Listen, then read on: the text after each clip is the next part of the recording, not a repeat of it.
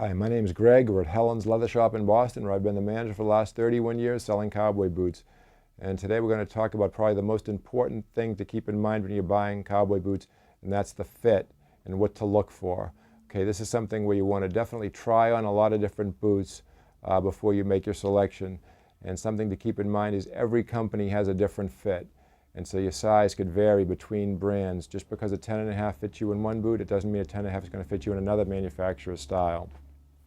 So what you should be looking for in terms of fit generally, once you have the boot on, the boot should fit snugly on your instep, okay? That's the top of your foot right here. Between here and the ball of your foot, that's what you need to do.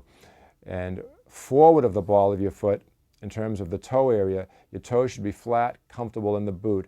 They shouldn't be getting pushed together up in the front of the boot, okay? Because that's not going to change. No matter how long you wear those boots, they're not going to get any longer. So you want to keep all the snugness back in the middle of the boot.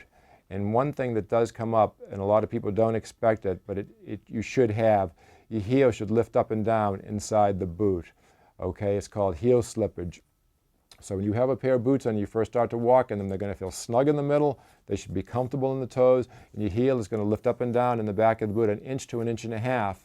And a lot of people are concerned that if the heel is lifting, that it's going to get worse when the boot breaks in. But the heel slippage is related to the stiffness of the sole under your foot. These boots are all built on a steel shank. It makes the soles very rigid.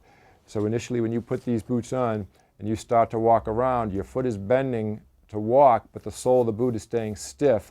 And that stiffness is what's going to push you up in the heel. As you wear the boots in and you gain some flexibility to the sole, the heel slippage is going to diminish. It's not going to go away completely, but it's going to diminish. But it is important to have heel lift in the back of the boot. If you try to buy a boot that's too tight in the heel so it's not lifting, you will get blisters on your heel. It's the opposite of what a lot of people think. So you do want to definitely have that lifting.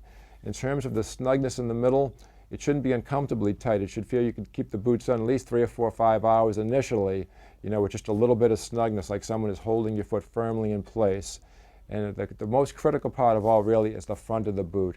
They have to be comfortable in the toes. All your toes should be lying flat and not getting pushed together as you walk.